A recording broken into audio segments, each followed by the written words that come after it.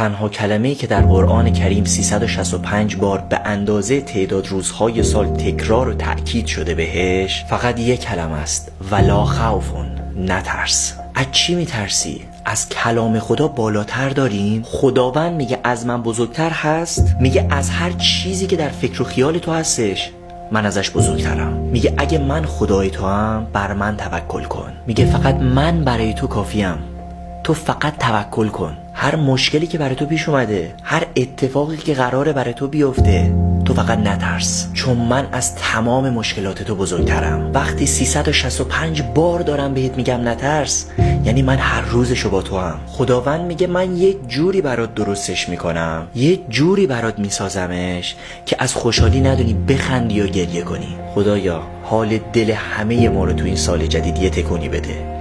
هم میدانی، هم میبینی و هم میتوانی.